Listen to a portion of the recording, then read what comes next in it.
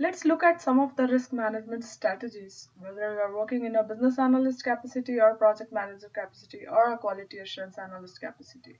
So to understand that, it's very important for us to look at the different strategies.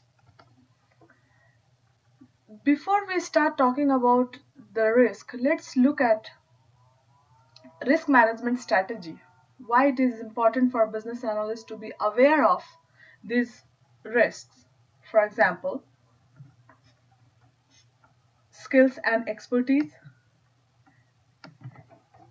It is risk of not getting the resources with the required expertise for the project. So if you do not have the correct resources working for the project, it can become a nightmare for that project. The next one we have is the quality. Why quality is so important for a business analyst project or the risk management. Quality is a risk and can be very dangerous if the product does not meet the quality measures. So whatever parameters are set up, whatever the user acceptance criteria is set up for the project management, it can, if it is not acceptable, if the final product doesn't meet the quality timeline and the quality control limits, it is a very big risk for the project. The next one we have is the technological. The technological issue can be very risky for any project and that could be a mixture of multiple risks, like if you don't have the right technologically advanced software in place, you don't have the right skill set available, this all can become a very big risk for your project. The next one we have is the termination. Termination, in the other words, you can say it's kind of a interrupted closure of the project. So when we talk about project termination or closure due to any XYZ reason, can become a risk for the operation team because now they are not able to proceed with that. The next one is we are going to talk about is the security. What is security?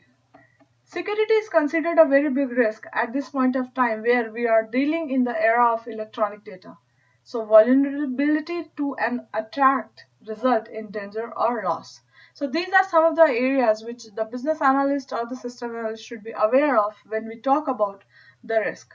Now let's look at some of the measurements which we need to put in place, or we can say the strategy to handle the risk. Let's look at the risk management strategies. If there is a risk, it is crucial to have the risk management plan in place to make sure you can handle and deal with the risk. So let's look at the strategies. What are the strategies you can put in place? As part of your plan, you can consider avoiding the risk by putting preventing actions in place. So what you are doing is you are trying to avoid the risk. So that is the number one key. To do that, you may want to explore alternative option to achieve your goal by just avoiding the current route, the critical path which you are right now, where you are going to get into that particular risk. The next level you can just think about is you can just transfer the risk.